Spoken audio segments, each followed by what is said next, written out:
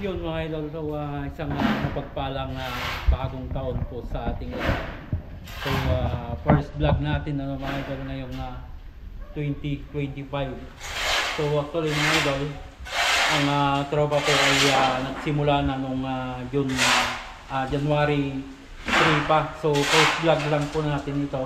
Hindi lang po tayo nakapag-video sa ating mga ongoing project po. So kung paano sinuportahan nyo po kami nung nakarang taon ay sana po ay patuloy nyo pong suportahan ang Palitada King YouTube channel ngayong 2025 po. At sa lahat po ng sumuporta sa amin at nagtiwala po sa lahat po ng aming mga kliyente, mga idol, thank you so much po at God bless po sa ating lahat. Hopefully ay magkita-kita po tayo muli sa aming mga naka-line up po na mga trabaho ngayong 2025 po. So i-update lang natin tong iniwan nating project dito sa Sawmill Sawmill Villaverde. So may additional pulit dito bago kami magpintura mga idol sa Barnuk, then sa lababo, then sa may island counter.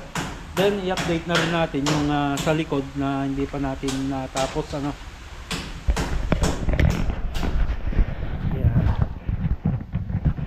Yan. So sa mga sumusubaybay po sa aming YouTube channel mga idol, yan, alam na po itong project po namin na ito.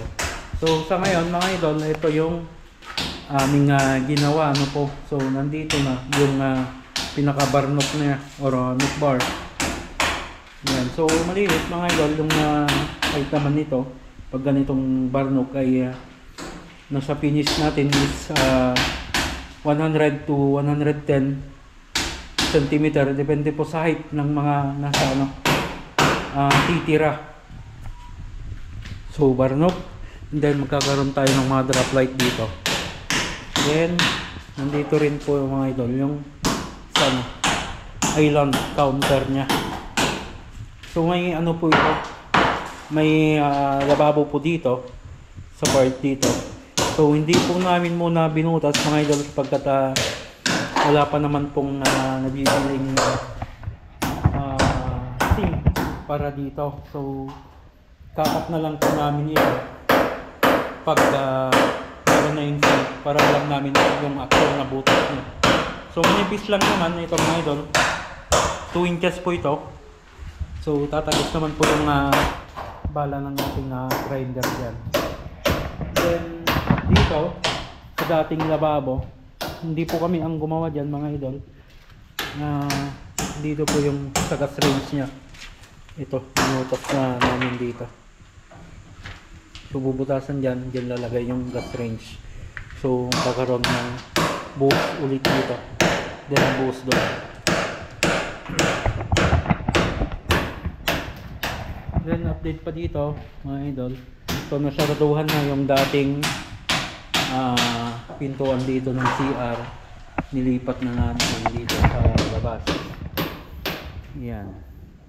Then ito yung sa extension nya, yung pinaka wash area. And then hindi natin alam mga idol kung ano pa yung ibang purpose pa nito. So ito na, may flooring na siya. Nailabas na namin yung malalaking bato. Then itong truss ay okay na rin po ito. Yung sasanupan na lang po yung ilalagay pagkatapos ng lababo saka ng palitada dito sa loob ay ito yung susunod namin. Ayan. Nag-open na rin mga idol pala yung project natin sa Solano, yung sa gate, and then dito sa Purok Dos Villaverde mga idol, Palitada sa buong asongkan. Yun mga para, so yan yung update dito sa ating sawmill project po. And then next phase siguro na gagawin namin dito mga idol ay itong pintura. And then tiles siguro. And then yung mga granite nitong sa Barnok. kitchen sinks pa itong sa island counter niya. Yun, so unti-unti mga idol, halos mabuo na natin ito. So pinatigil ko yung finalization ng ating pintura dito mga idol para minsanan na, para hindi tayo madoble sa trabaho, then madoble sa retouch.